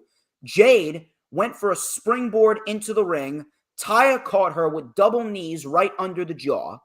Taya then, with a surfboard stretch into an STF, curb stomp connects. Jade kicked out. Taya went for the spear. Taya connected with the spear. Taya hit the road to Valhalla. This is where I thought it was going to be over. Taya hit the road to Valhalla. Jade just kicked out. Jade then hit the Jaded, and Jade got the win. And I said that if Jade Cargill was going to win, Chris Statlander better be ready to come back. So Jade won in what was probably her best match to date. All of a sudden, Smart Mark Sterling was hyping up Cargill, saying that's the best that Las Vegas has to offer. All of a sudden, Chris Statlander herself, out of nowhere, comes out. She looked fucking great. She looked like a new fucking woman. She looked fucking on point with everything. She had the great look. She was in beautiful shape. She was hitting her moves as intense as ever. She and Cargill had an impromptu match. Jade Cargill went for the Jaded, and Chris Statlander reversed it, and she hit what is called the Sunday Night Fever, the Cradle Tombstone Pile Driver. Statlander pins Jade to a huge pop, and Statlander is the new TBS champion in what was probably one of my favorite moments of the entire weekend. And my God, that has got to feel good for Chris Statlander. Now, here's what I'm going to say before I hand it over to you. Normally, I would shit on this. Because this is WWE 101 right down to the very last letter. You have someone who's been out for 9 months and they just come out, get a championship match right out of the gate, and they win the championship, virtually burying the person that originally held the title. This was different. This was different for 3 reasons, and 3 reasons specifically.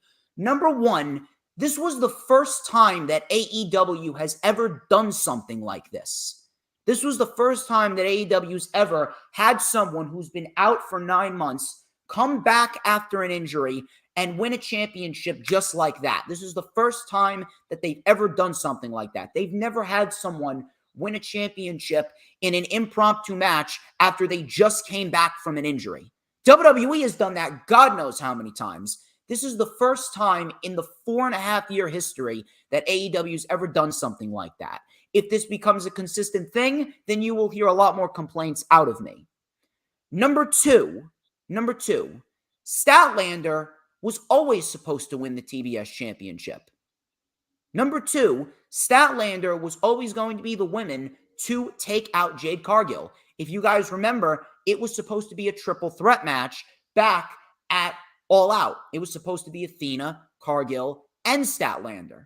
Statlander unfortunately got injured. It turned into a one-on-one match with Athena and Jade Cargill. Now, I still would have done the title match. I wouldn't have waited.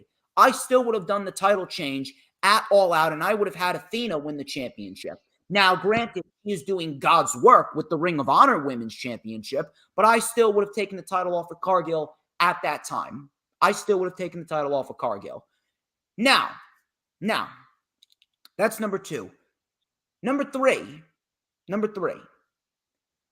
Jade Cargill and her championship title reign has gotten so stale that it's come to a point where people were just ready for her to lose it. People were just ready for her to lose it to a point where it doesn't even matter how she lost it or who she lost it to. They were just ready to get that title off of Jade, and they wouldn't have thought of Jade any differently because she was undefeated for the first 2 years of her fucking career. She was undefeated for the first 2 years of her fucking career, and since Statlander was always supposed to be the woman to take the title off of Jade, Statlander's ready to go. Why not just get her in there, get the title off of Jade, because Jade was never meant to hold this title for this long, and just give it to her without wasting any more time, get the title off of Jade, and according to what you said, Jade is set to take a break.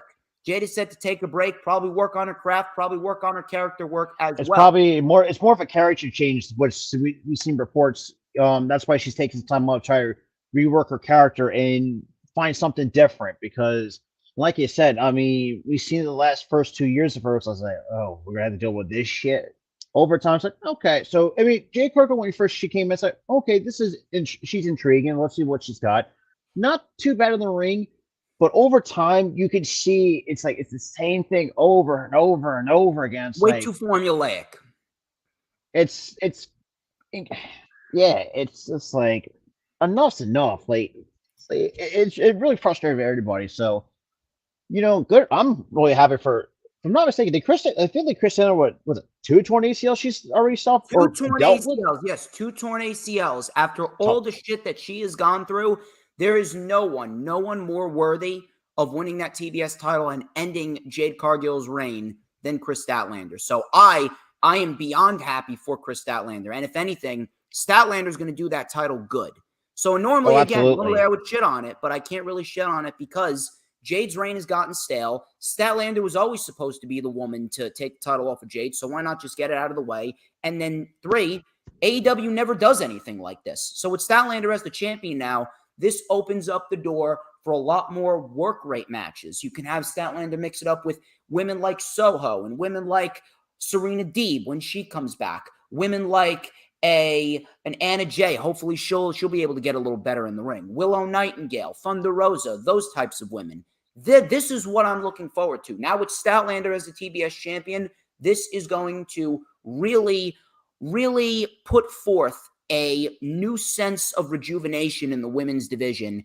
And now, as you can see, Tony Khan is really starting to put all the pieces together, and he's putting the championships on the right people. Every title, for the most part, is on the right people. You got MJF World Champion, Statlander TBS, Wardlow TNT, Orange Cassidy International, FTR Tag Team. All the titles seem to be on the right people. I agree. You know, I mean, like I said, I mean, I had no complaints about it. But I mean, I think overall, like I said, nothing too special.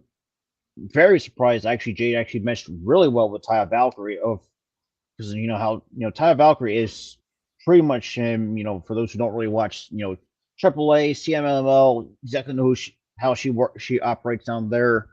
She's an Um, acquired taste, but she's very good.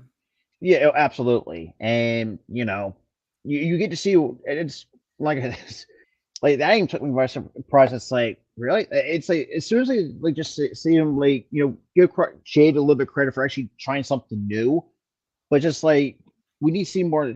And obviously we got Chris Statlander back, and and like you said, in other words, it's opened up new doors for new opportunities. Because let's be real, none of the other women are going to get the opportunities with Jay Cargill. If Jay Cargill, if somehow, let's say hypothetically, well, I'm not going to say that happened, but if Jay Cargill was still the TBS champion and stuff like that, so there'll be less women to have an opportunity to fight for that.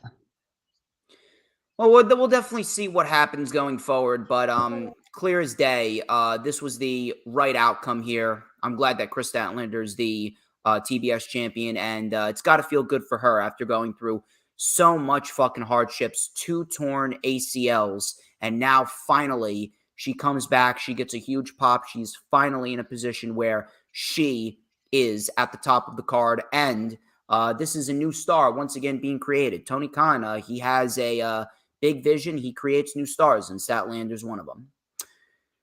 MJF, Darby Allin, Jungle Boy, and Sammy Guevara, the 4 pillars fatal 4-way match for the AEW World Championship. I said that this match was going to be one of the most symbolic matches in AEW history, and indeed it was just that. Easily, this was one of the best matches of 2023.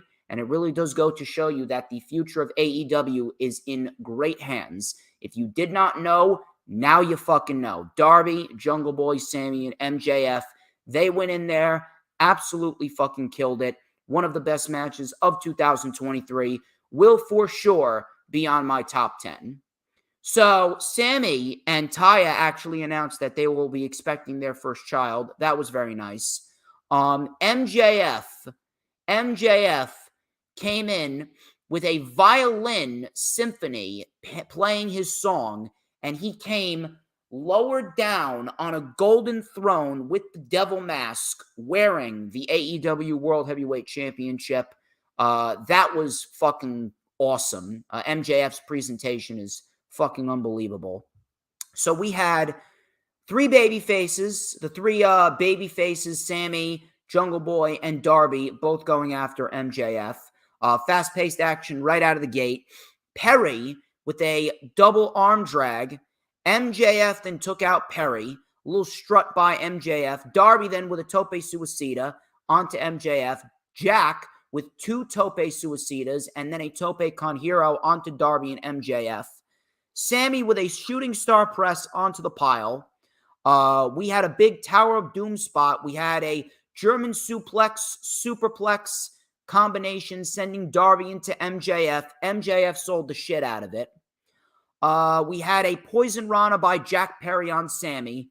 Stunner and a headlock takeover by Darby.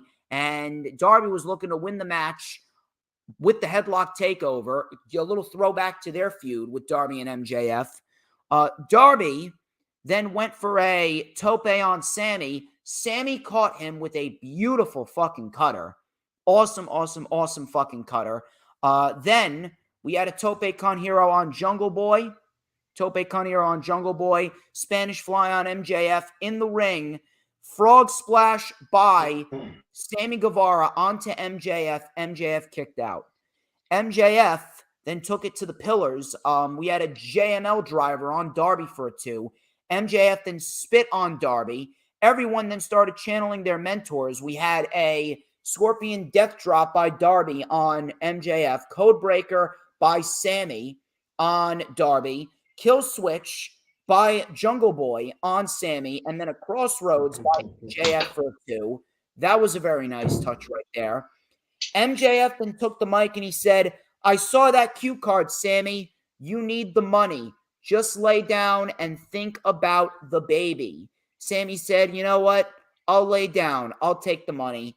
Sammy was going to lay down, but he faked him out. Faked him out.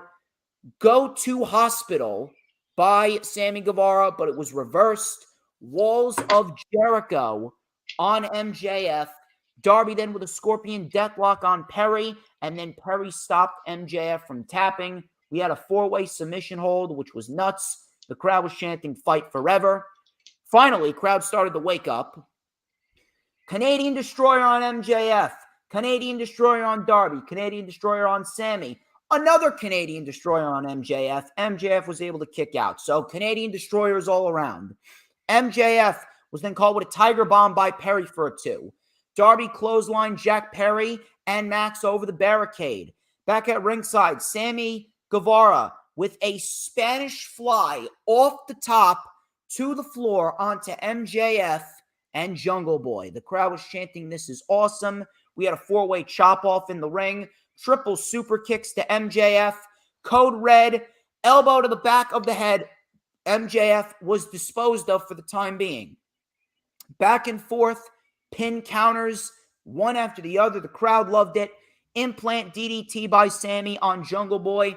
Code Red on Sammy. MJF then crotched Darby on the top.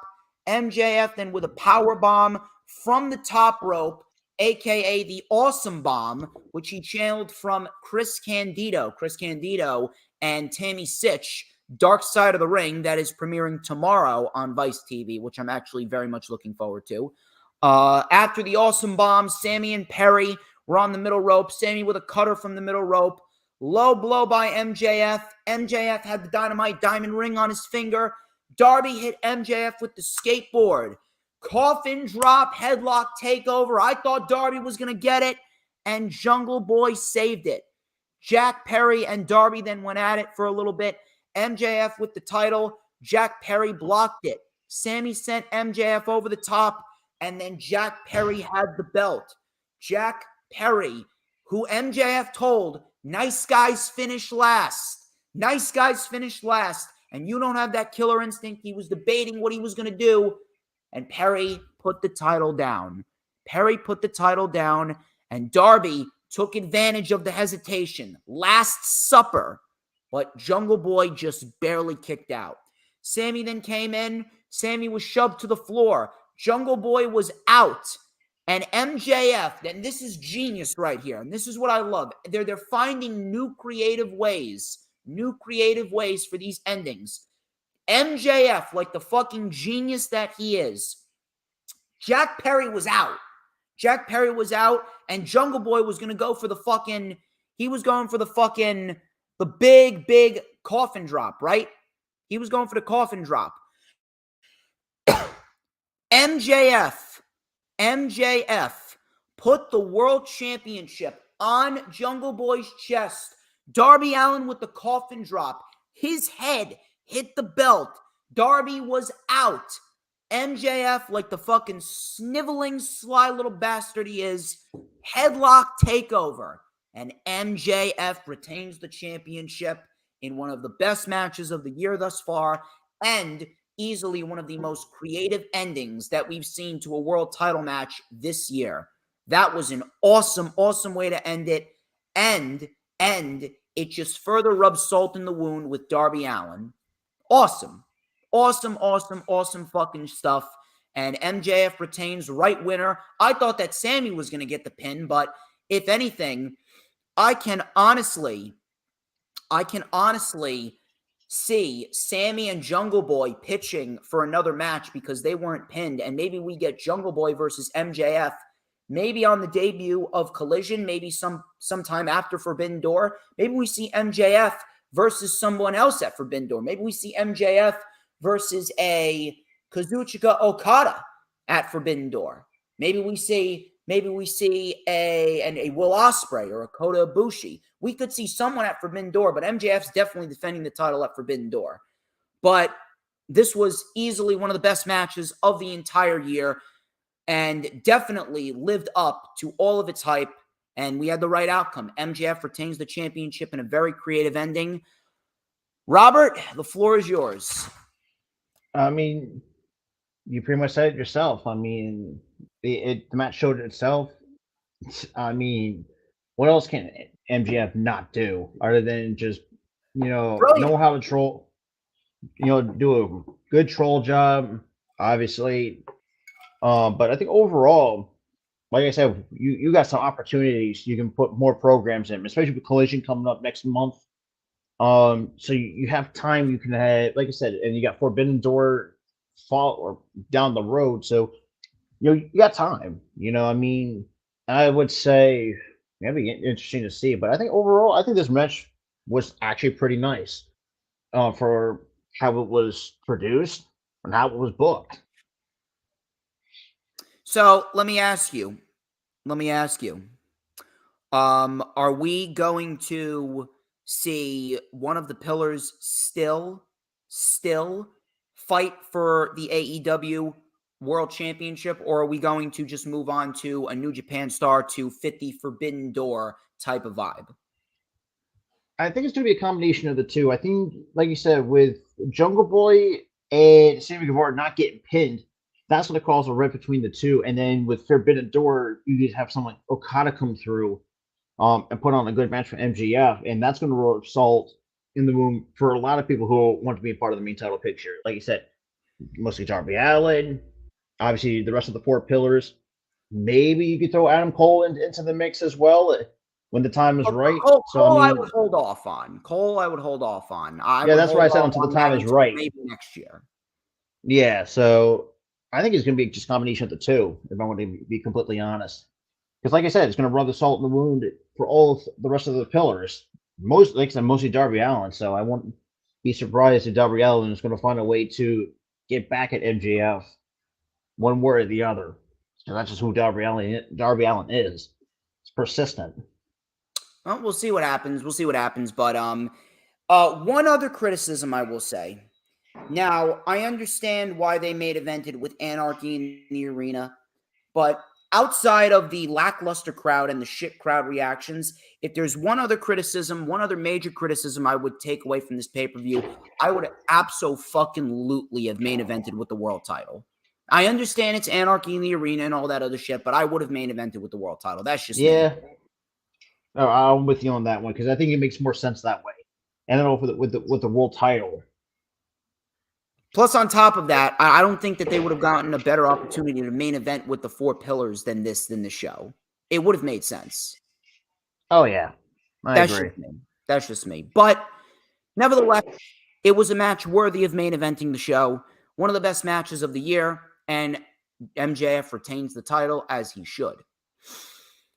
The Elite and the Blackpool Combat Club, Anarchy in the Arena.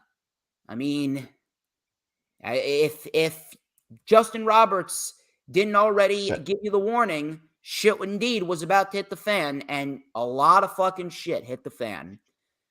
Absolutely fucking unbelievable stuff. Was it better than last year's? It may have been. Because we did get a little bit more creative on the outside of the arena with the fucking pile driver in the pickup truck. We did get some stuff where they were using poker chips and barbed wire poker chips and you see some shredded glass as well. And on top of in this case, was it Nick Jackson with firecracker on the bottom of his shoe? Yeah, firecrackers as well. I'd probably have to say it was probably better than last year. Fucking unbelievable shit. So we had Violent Idols playing the Blackpool Combat Club into the ring, and they played the song about 3 times. And that got a huge pop from the audience.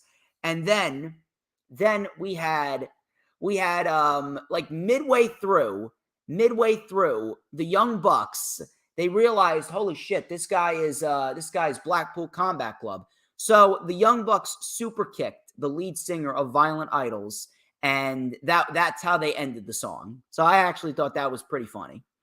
So the band was still playing. It was just all out bedlam. Don Callis was on commentary. Paige's eye patch was all a rouge, and it was taken off. Yuta went after Paige. We got a 4-way 10 punches in the corner, quadruple super kicks. Violent Idols was super kicked by the Bucks. The Bucks then flew off the ramp. Moxley was bleeding. Of course he was. Matt then with locomotion Northern Lights suplexes all the way down the ramp. Yuta was then powerbombed on the apron. Page accidentally hit Omega. Omega and Claudio then brawled into the crowd. Omega was then sent into a big poker chip, and the poker chip was barbed wired. So Matt and Claudio, they brawled into the concession stand. Moxley suplexed Omega on the barbed wire poker chip. Omega was then stabbed with a fork. Claudio swung Matt Jackson into a metal trash can in the concessions area. Omega then dropped Moxley onto the barbed wire. Then they exposed the mat too. Yuta beat down Page with a chair. Claudio and Matt then brawled into the parking lot, and Claudio delivered a pile driver to Matt Jackson in the back of a fucking pickup truck. Don't think I've ever seen that ever. Yuta then brought out a fucking leaf blower. I don't know where the fuck they got a leaf blower from. Yuta hit Matt Jackson with the leaf blower, and Omega too. We had a dead eye to Moxley on the apron. Omega then used a trash can lid on the BCC like he was Captain America. We had a big uppercut by Claudio, Hurricane Rana by Nick. Nick tried to mount the comeback, but Moxley hit him with a Gotch-style pile driver. Matt Jackson made his way into the ring. Matt super kicked Moxley with pyro explosives wrapped around his fucking foot like a fucking maniac. And I saw some people shitting on that. This was the first time they've ever done something like this. It fit the Anarchy in the Arena motto. It was a fucking blood feud. So stop fucking complaining. Stop being a fucking pussy, I swear to God. So Claudio, he then took Matt's shoe off, punted his shoe into the crowd, took his socks off. Moxley, like a fucking maniac, brings in thumbtacks, and Matt Jackson goes barefoot first into the fucking thumbtacks. Absolutely fucking unbelievable. Death Rider, and somehow Matt Jackson kicked out. Nick Jackson then with a swanton bomb onto Bryan, a cutter into the thumbtacks. Omega was then caught with an uppercut. V-trigger to Claudio. Busaiku knee on Omega. Busaiku knee by Page, or on Page by Bryan. I was literally writing all sorts of shit down. My hand was fucking hurting. We had Matt Jackson coming in, low blow by Yuta. They put thumbtacks in his fucking mouth. Thumbtacks in his motherfucking mouth. Claudio with an uppercut. The thumbtacks went fucking flying. We had a German suplex. Yuta saved it. Page and Omega stood side by side. Blood Brothers, family, former tag team champions, and they all swarmed the Blackpool Combat Club. Both of them fought like their lives depended on it. Page with a dead eye on Bryan, one winged angel, and Wheeler Yuta saved the match. We had a big moonsault by Page on the floor. Callis got up, and he distracted Omega. Yuta then stabbed Page with the screwdriver. Omega was in the ring with Callis. And then all of a sudden, someone wearing a ski mask comes up from behind, and he just hits Omega with a flying knee. It was unmasked to be Konosuke Takeshita, just like I fucking predicted. Konosuke Takeshita comes on in. He hit Omega with the knee, screwdriver to the head, and then Wheeler Yuta with the seatbelt pin. And my God, Wheeler Yuta, he just had the night of his fucking life. You want to talk about building a new fucking star? Wheeler Yuta was the one to win the match for his team in the main event of Double or Nothing. And not only that, he pinned Kenny Omega, of all fucking people. If that is not making a new star, I don't know what the fuck is. Absolutely unbelievable match. And then afterwards, Omega was choked out by Callis with his belt, and the BCC stood tall. Unbelievable way to close the show. Konosuke Takeshita and Wheeler Yuta, them being in the middle of all this is only going to make them look that much better in the end. And after all this is done, I can absolutely see Kota Ibushi being the guy that Omega is going to call upon. And Kota Ibushi is going to help the Elite inevitably dispose of the Blackpool Combat Club when we finally get to Blood and Guts, which, by the way, I actually hope is in the middle of July. I hope that it's not following Forbidden Door immediately. I'd rather it be in July, so that way we get a little bit of a breathing period. We get a bit of a breathing period, and we get some build going into Blood and Guts rather than just having it right after Forbidden Door. But regardless, unbelievable way to close the show. Very good pay-per-view overall, minus the fucking dead crowd. Really wish that it could have been better, but overall, I think we're all in agreement that they need to get out of Vegas, but an unbelievable way to close the show. And right now, man, the BCC, I don't care what anyone says, they're the best faction in all of pro wrestling right now. No one can touch them. Absolutely nobody can touch them.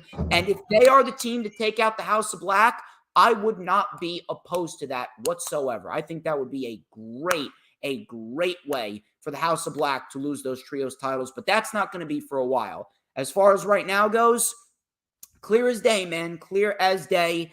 The Blackpool Combat Club, they are the best faction in all of pro wrestling, and they were the right winners here. Konosuke Takeshita, he is a member of the Blackpool Combat Club, and Konosuke Takeshita is going to be a major star with Blackpool Combat Club by his side. And props to Wheeler Yuta, man.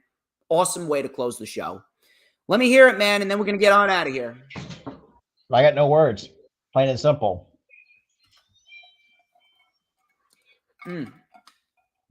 Unbelievable. Let me ask you this, man. If we're going to do Blood and Guts, when in July is it going to be? You want to do it at the middle of July, and then they'll start building towards All In? And if anything, here's another question for you. When can we see Kota Ibushi? When are we going to see Kota Ibushi? Are we going to see Kota Ibushi at Forbidden Door? I would think so, and I would have Blood and Guts definitely middle of July. It makes sense that way, and continue to build whoever can be a part of it. We'll wait and see how that plays out, but man, awesome way to close the show. And Kota Ibushi, he is all but confirmed for All Elite Wrestling, and it's going to be a great moment. I really wish the world title would have closed the show, but I understand what they did right here, and in the end, we ended up getting a very good overall wrestling show. It was just the crowd, man, just the crowd, and I really do hope that Tony Khan paid attention, and he is going to look for a potential new location for Double or Nothing, because he could easily go off and do Double or Nothing potentially in Atlantic City. That would fit the Double or Nothing vibe beautifully. But in the end, ladies and gentlemen, that wraps up this edition of The Rewind. Thank you very much to everyone who joined. And my God, these last 2 weeks have been absolutely fucking nuts. And it's only going to get crazier for me because we got my vlog from Garrett Mountain Mania on Wednesday, Rewind for NXT Battleground on Thursday, and this Friday in Butler, New Jersey. Butler, New Jersey, people. It is ISPW once again in St. Anthony's Church Gym at 7:30 p.m. Eastern Time, where we got two big matches. Number one, we will have GKM, the Tri-State Champion, defending his title against his former tag team partner, Leo Sparrow. And then the main event, Rick Recon defends the World Championship for the first time in his fifth match this year against Crowbar. They are 2-2. This is their final match. Who will be the better man? We will find out this time, this Friday at 7:30 p.m. Eastern Time. Rick Recon could not be more happier for Rick Recon, and there is no one better for a first title defense than Mr. Crowbar himself. It is going to be fucking awesome. But thank you very much for coming on, Rob. I greatly appreciate it. Thank you very much to Dylan. Problem. Thank you to Sarah Hapkin. Thank you to Dee Dee. Thank you to everyone for watching. One more time, man, where can we find you on social media? Pretty much, you can just find me on YouTube mostly. Pretty much, At you can find Philly me Sports Talk Podcast. There you go. Short, sweet, to the point. He's doing a lot of good stuff, man. He's doing a lot of good stuff. Hopefully, I can have you back on the channel very, very soon. But until next time, he's Robert of Philly Sports Talk Podcast. I'm DJ Storms. This has been The Rewind. But before we get out of here, Rob, you got to answer this question, man. Who runs the IWC? Mr. DJ Storms himself.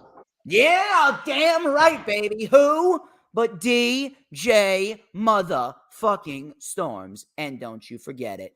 Cause we want retribution. Oh yeah, we want retribution.